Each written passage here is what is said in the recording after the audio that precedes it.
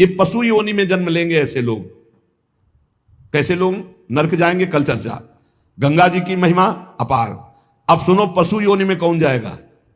जब जीव यहां कोई पापाचरण करता है तो भूतेश्वर भगवान मथुरा में है, उनका शासन होता है ब्रज 84 कोष के जीवों को, जो प्रेत योनि को प्राप्त होते हैं उनको। और जब मुक्त होने का अवसर आता है तो ऐसे छूट दे देते हैं। ऐसे नहीं है कि वो तुमसे, यहां ऐसा नहीं कि नहीं है, कई प्रसंग पाए गए हैं अभी तो देखिए। तो पशु योनि को प्राप्त होता है। देखो, जो रात के 11 बजे के बाद 3 बजे के बीच में भोजन करता है, ये निशाचर है। निशा माने रात, चर माने विचरने वाले। रात में खाना, रात में तुमको 8-10 बजे तक भोजन कर लेने का नियम। 11 आखिरी है, 11 के बाद भोजन में बिल्कुल नहीं होना चाहिए। ये रात नहीं है ऐसे कि तुम्हारा जब मना है तब भोजन। 11 से लेकर 3 बजे के बीच में बिल्कुल नहीं। शांति से भजन करो, सो जाओ, उपद्रव मत करो। अब सीटियां बज रही हैं 12 बजे, चलो होटल भी चलते 12 बजे खाने, ऐसे लोग जाते हैं। पशु योनि निश्चित। अपवित्र भोजन, दुर्गंध युक्त भोजन, अभक्ष भोजन, इनको पाने में जो आनंद मानता, रात के 11 से 3 के बीच में भोजन, जो रात में आहार ऐसा करता है उसको पशु योनि मिलती है।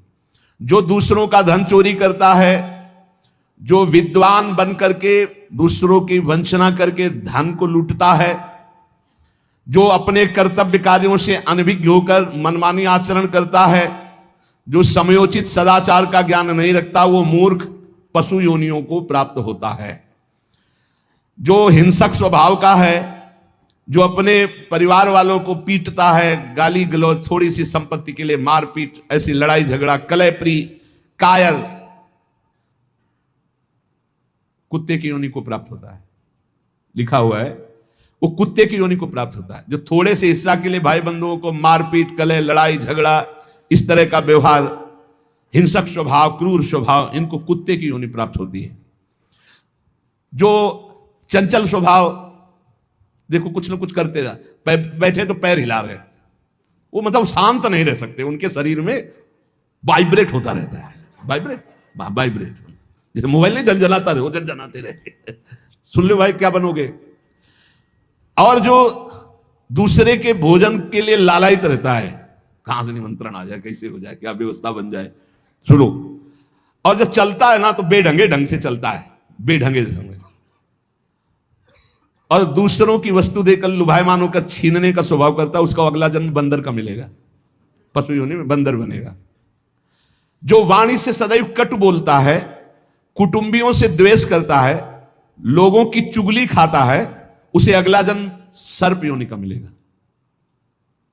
कुटुंबियों से द्वेष करता है, दूसरे की चुगली खाता है, उद्वेगजनक वचन, उद्वेग माने भारी क्लेश पहुंचाने वचन, दूसरे की निंदा करना, चुगली करना, तो विषधारी सर्प बनता है।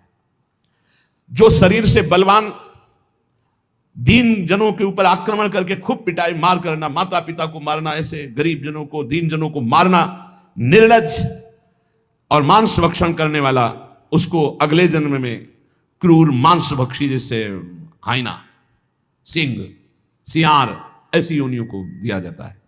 क्रूर हिंसक पशु सिंह जैसे है, जैसे लकड़बग्घा है ना, लकड़बग्घा है, भेड़िया है, ऐसे जो मांस भक्षण करने वाले हैं, जिनकी आवाज दूसरों को सदैव दुख ही देती है। बोलने का मतलब है दुख ही देना। जो दूसरे को, अब जैसे जा रहे हैं, जंजीर खींचा, वैसे ऐसे वो गिर गए, उनके अंग भंग हो रहे, वो समझ रहे 30-40 हजार की सोने की चैन खींच ली तो हम ब्रह्मा बन जाएंगे। देखो उनको क्या बनना पड़ेगा। जो दूसरों को भय प्रदान करते हैं, दूसरों की संपत्ति छीन लेते हैं, ऐसे लोग अजगर योनि को प्राप्त होते। भूखे मरो जब कभी अवसर मिल जाए तब। ऐसे ये जो दूरदृष्टि न रख के वर्तमान दृष्टि रख करके केवल भोग के लिए दूसरे के दुख का कारण बनते हैं, केवल उनके चिंतन यही चलता रहे, कहां से क्या खा लूं, कहां से क्या उठा लूं, कहां से क्या, बोले हाथी की योनि को प्राप्त होते हैं, वो पशु हाथी योनि को। इस तरह से 83,99,999 योनियां हैं। जो भजन नहीं करते, भगवत विमुख हैं, उनको सब क्रमशः ये प्राप्त होती हैं। उपासक को चाहिए कि कम से कम इतना तो कर ले कि अगला जन्म मनुष्य का हो जाए, फिर भजन करे अगर कोई कमी रह गई हुई। अगर आप नाम जप करेंगे और एक बात ध्यान रखेंगे कि दूसरों को दुख ना पहुंचने पावे, तो पक्की बात है भगवान की कृपा से अगर भगवत प्राप्ति नहीं हुई तो दूसरा जन्म होगा मनुष्य का, और बहुत महान भक्तों के बीच में जन्म होगा। जन्म से ही भजन प्रारंभ हो जाएगा और आप यौवन अवस्था प्राप्त होते होते भगवत प्राप्त हो जाएंगे, काम हो जाएगा आपका। भजन एक ऐसी वस्तु है जो आपको बचा सकती है। अब इसमें कह रहे हैं कि जैसे आप भजन मार्ग में लगे हुए हो और आपको कोई गाली दे रहा है, आपने पलट के गाली दे दी तो आपका भजन क्षीण हो जाएगा। इसलिए भजन को बचाने के लिए कह रहे अकार्पण्यमपारुष्यम संतोषा सर्दधानता, ये ब्रह्म ऋषियों की बातें हैं, बहुत काम की बातें हैं। अनुसूया गुरो पूजा दया भूतेश्व पैशुनम सद्वीरेश दमः प्रोक्तो ऋषि शांत बुद्धि भी। अकार्पण्य माने उदारता। भजन किससे बचेगा? उदार बुद्धि। स्वभाव कह रहे हैं कोमल, कोमल स्वभाव से भजन बचेगा। संतोष वृत्ति से भजन बचेगा। गुरु इष्ट पर श्रद्धा वृत्ति से भजन बचेगा। दोष दृष्टि किसी पर ना हो, इसका अभाव हो तो भजन बचेगा। गुरु शुश्रूषा सेवा से भजन बढ़ेगा। प्राणियों पर दया तो भजन बढ़ेगा। किसी की भी चुगली ना करना, संत और ऋषि मुनियों का संग करना, इससे भजन बढ़ता है, पचता है। भजन किससे नष्ट होता है? तो कह रहे हैं जब अवमाने न कुप्येत सम्माने न प्रहस्यति सम दुखो सुखो धीरा प्रशांति इति कीर्त्यते।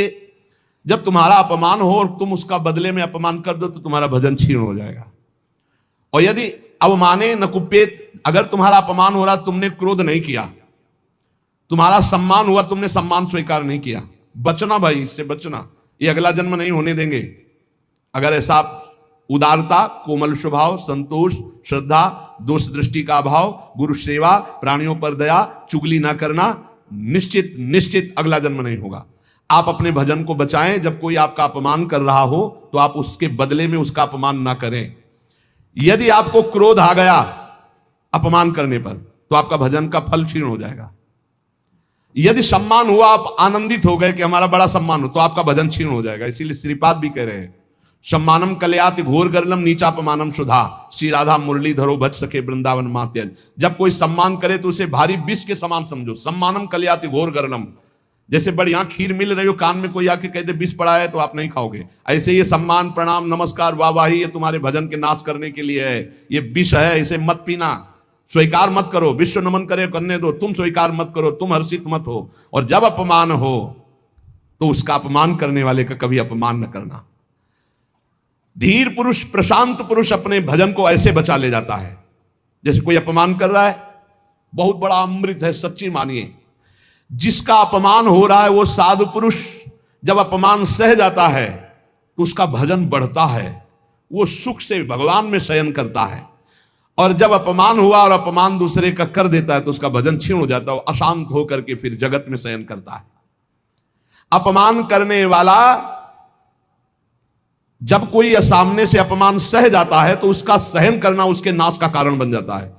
अपमान करने वाले का निश्चित नाश हो जाता है जब वो सामने वाला बोले ना, केवल चुप रहे। ये बड़ी बात है, पर बहुत कठिन है। उस समय जब कोई अपमान कर रहा है, निंदा कर रहा है, आप शांत हैं, इसका मतलब आपके ऊपर गुरु कृपा है और आप अपने भजन को पहचानते हैं, भजन बचाना चाहते हैं। अपमानित होने पर चाहिए कि अपमान करने वाले की ना बुराई सुने ना बुराई करे। जैसे कोई आकर बहुत नीच आदमी आपको गाली दे रहा था, कान में अंगुली डालो, नहीं भाई वो नीच नहीं, भगवान उसके अंदर बैठकर मेरी परीक्षा ले रहे थे, मुझे पुष्ट कर रहे थे, वो नीच कैसे हो सकता है? अपने भजन पर दृष्टि रखे, ना उसकी निंदा करे, ना उसकी निंदा सुने, ना उसका बुरा चाहे। यद्यपि इसमें लिखा हुआ है कि जो अपमान करने वाला है उसका सर्वनाश हो जाता है। ऐसे महापुरुष का अपमान जब करे कि वो बोले ना केवल, तो वो अपमानित करने वाला पुरुष स्वयं नाश को प्राप्त हो